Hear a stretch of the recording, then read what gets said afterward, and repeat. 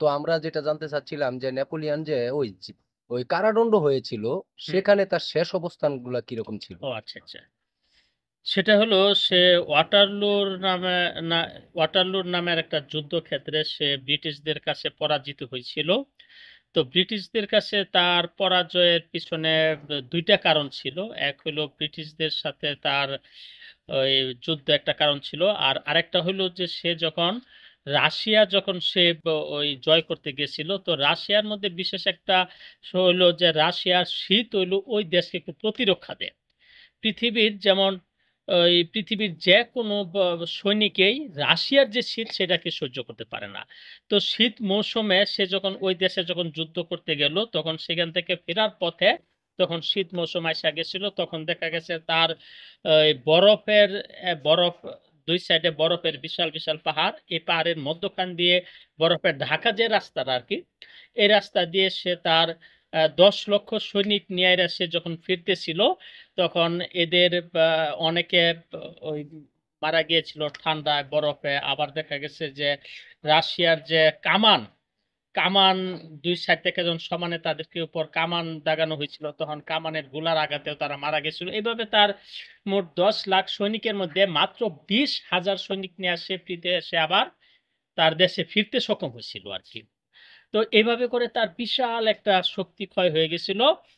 আর এই পরবর্তীতে তার এই অল্প সংখ্যক শক্তি নিয়ে হেরা সৈনিক নিয়ে হেরা সে যখন ব্রিটিশদের বিরুদ্ধে যুদ্ধ করলো, সেখানে ওয়াটারলুর যুদ্ধে তার কিছু প্রতিকূল পরিবেশের কারণে, প্রতিকূল আবহাওয়ার কারণে সে সেখানে জয়লাভ করতে পারে নাই, পরাজিত হয়েছে। তারপরে তাকে যখন ব্রিটিশদের অধীনে যখন তাকে কারাগারে যখন তাকে রাখা হয়, কারাগারে রাখার পরে তার সাথে ব্রিটিশদের সৈনিকরা খুবই দুর্ব্যবহার করত।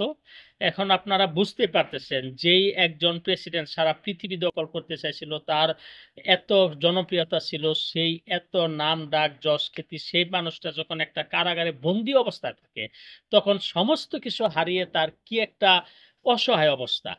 তো এই অসহায় অবস্থায় যখন দেখা যাচ্ছে তার কোনো আত্মীয় স্বজন তার সাথে ছিল না, তো তাকে একটা ঘরে একজন করে রাখা হয়েছিল, তার আর সাথে কোনো মানুষ দেওয়া হয়েছিল না। তো এই অবস্থার ভিতর দিয়ে ব্রিটিশ সৈনিকরা তার সাথে খুব দুর্ব্যবহার করত। তখন সে খুব অসহায়ের মতো কাতর ভাবে বলতো যে তোমরা আমাকে একজন মানুষ হিসাবে আমাকে মূল্যায়ন নাই করলা, কিন্তু আমি তো এক সময় একটা প্রেসিডেন্ট ছিলাম, ওই দিক বিবেচনা করে হলেও আমার সাথে একটু তোমরা ভালো ব্যবহার করো। কিন্তু দেখা গেল যে না, ওই ব্রিটিশ সৈনিকরা তার সাথে খুব দুর্ব্যবহার করত।